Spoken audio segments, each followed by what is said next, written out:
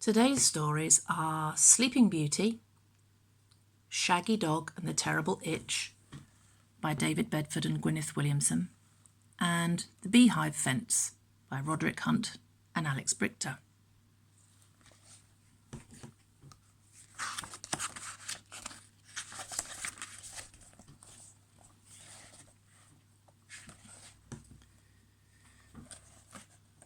A king and queen had a baby girl. The good fairies came to see her. "How beautiful she is," they said. The fairies cast spells for the baby princess. "She will be kind," said one fairy. "She will be clever," said another fairy.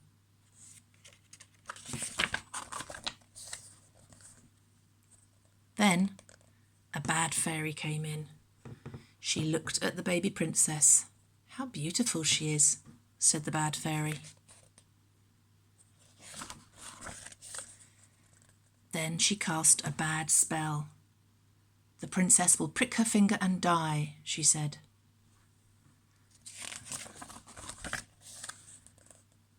But then a good fairy cast a spell. "The princess will not die. She will prick her finger and fall asleep for 100 years.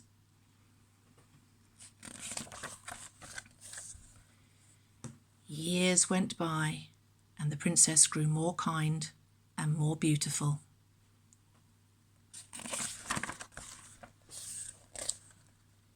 One day, the princess found a spinning wheel and pricked her finger. She fell asleep.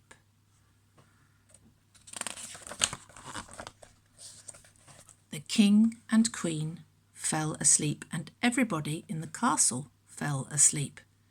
Years went by, and thorns grew on the castle.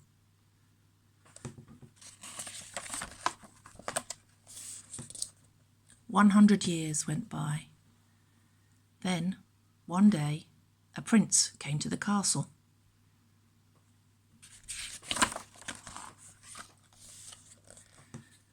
The prince cut down the thorns and went in the castle. He looked at the sleeping princess. "How beautiful she is," he said.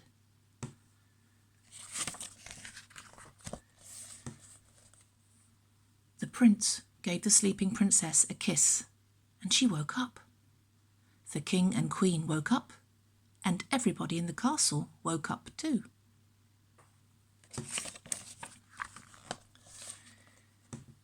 "Will you marry me?" said the prince.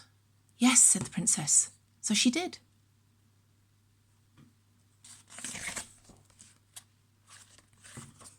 The next story is Shaggy Dog and the Terrible Itch. There's Shaggy Dog.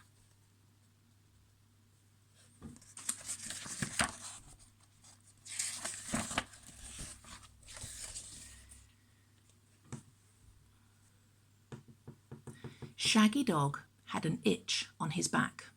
He scratched against a tree, but his back was still itchy.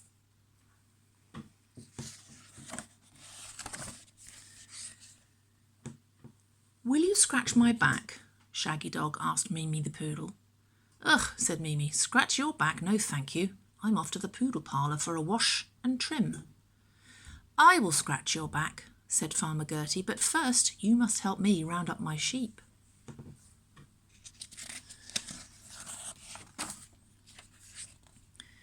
The sheep were hiding, and it took ages to find them.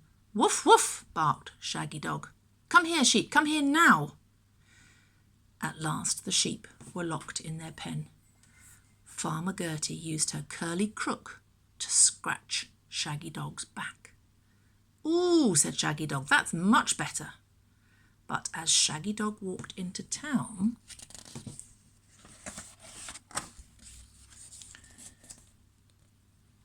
the itch came back. Shaggy Dog knocked on the window of Merv's cafe. "Who will scratch the itch from my back?" he asked. "I I will, said Merv, but first you must wash my pots and pans.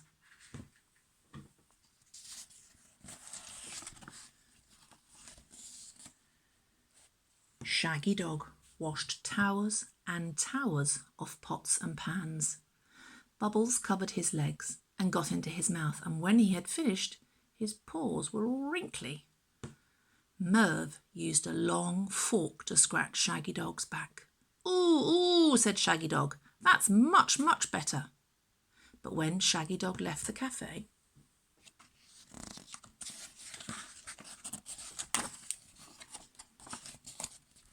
the itch came back. Shaggy Dog popped into Mary Lou's poodle parlour. Will you scratch the itch from my back? Asked Shaggy Dog. OK, said Mary Lou, but only if you brush up the fur on the floor.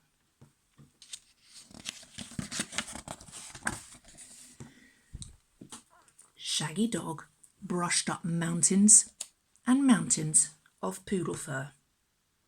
Fur got up his nose, and when he had finished, he had fur in his ears and his eyes too. Achoo! Achoo! Achoo! He sneezed.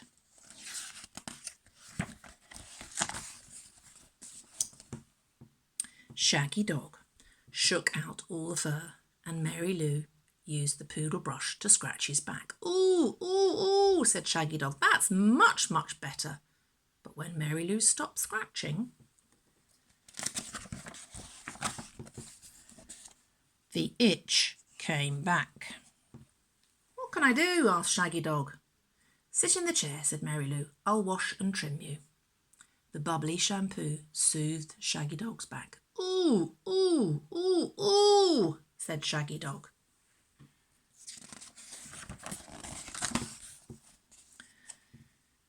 The poodle scissors tickled and went snip, snip, snip.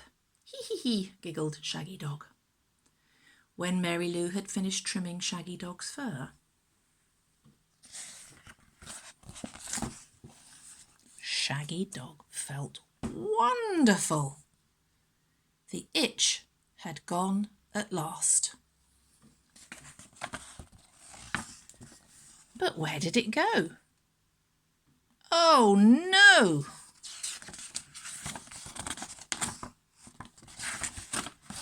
I think it's jumped onto that freshly groomed poodle, hasn't it? Somebody else has got the itch now. Okay, and the next book is The Beehive Fence.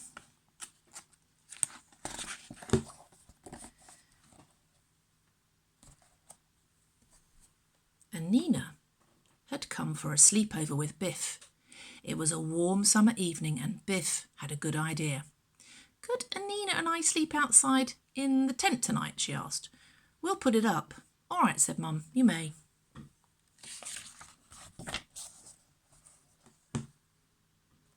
The girls were putting sleeping bags in the tent when Biff began to flap her arms. Dad, Dad, there's a bee in the tent. Biff began to swing her pillow at the bee. Hey, cried Anina, stop it, keep still, let me shoo it out. When everything was set up, Biff and Anina went indoors and made a picnic.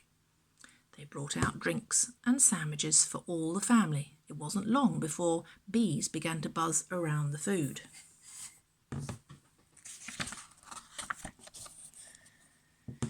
Oh no, exclaimed Biff, more bees. Suddenly there were hundreds of bees flying into the garden. It's a swarm, said Dad. We'd better go inside. Biff began to panic. Oh, said Biff. What if they fly into my hair? They won't, said Anina. All the bees are following the queen bee. Once she settles somewhere, all the bees will cluster together.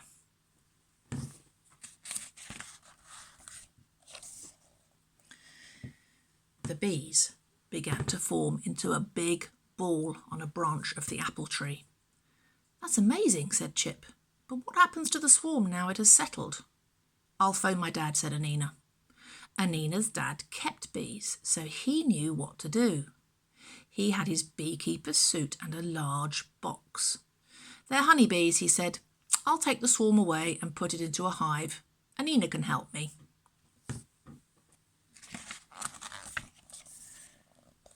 Anina put on her bee suit too.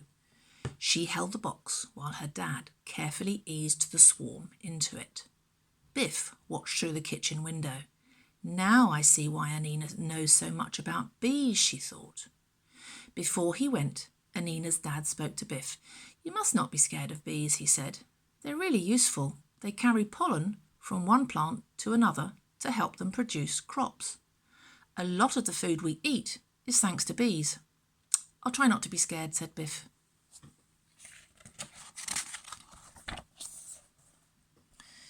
Later on, Anina was in the tent and Biff went to her room to get a book. Anina's bee suit was lying on Biff's bed, so for a joke, she put the suit on. This will make Anina laugh, she thought, me wearing her bee suit. At that moment, the key began to glow. Oh no, cried Biff, I don't want an adventure now, not in this bee suit. It's sure to involve bees. But the key whisked her away. The key took Biff to Kenya in Africa. In front of her was a village. She felt very odd in the bee suit. She wondered why the key had brought her here.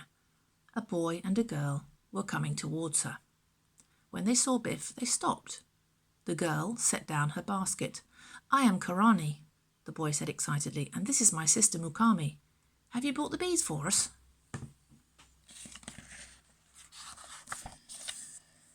Before Biff had time to pull the hood off the bee suit, the boy and girl ran towards the first house. Babu, Babu, the bee lady is here, they shouted. What can they mean, thought Biff. An elderly man came out of the house. Soon, other people from the village crowded around Biff. Babu looked at Biff. You look very young to be the bee lady, he said. Do you have the hives? Biff was confused.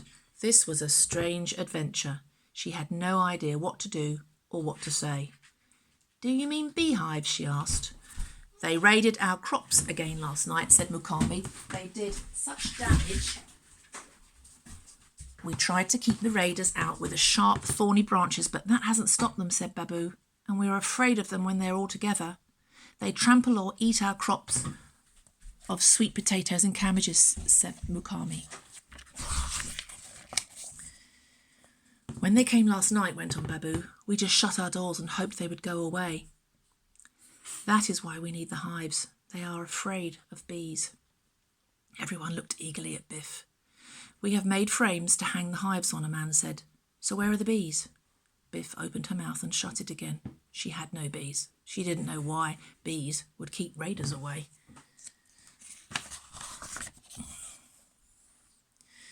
The truck drove up.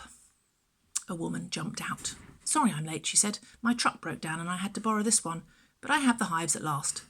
We're so glad you're here, said Babu. Your assistant came some time ago. The woman looked at Biff in surprise.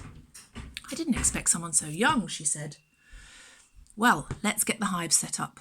Biff gasped in surprise. Not long ago she had been afraid of a single bee.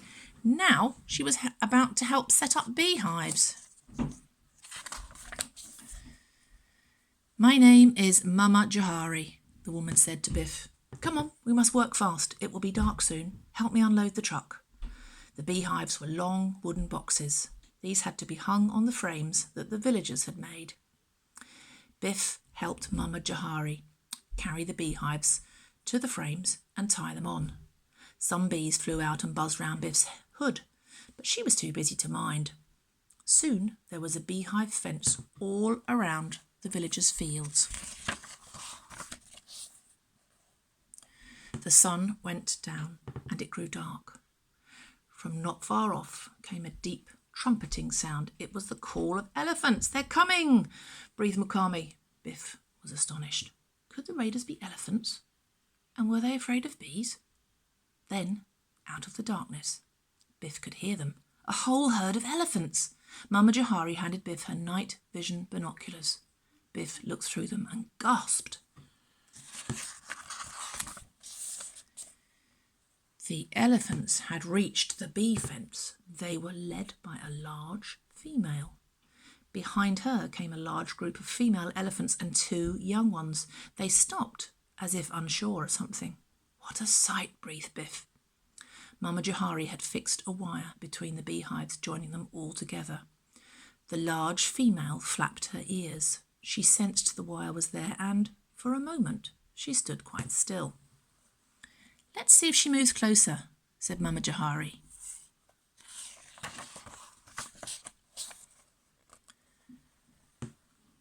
Then the female walked into the wire. This made the nearest hives swing and bounce. The bees in the hives buzzed angrily.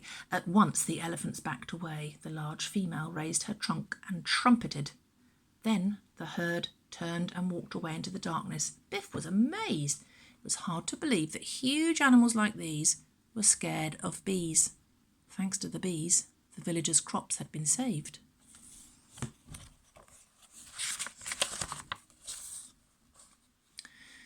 "The beehive fence has worked," said Mukami. Excitedly, she gave Biff a little gift. "I'm so glad," said Biff. She wanted to hug Mukami. At that moment, the key glowed. Back at home, Biff took the bee suit off. She was no longer afraid of bees, and she couldn't wait to tell Anina about the adventure. She picked up a book and ran out to the tent.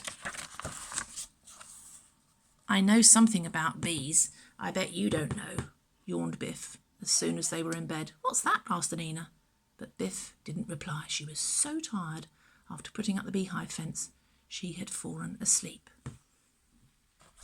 And that's the end of the stories. Bye-bye.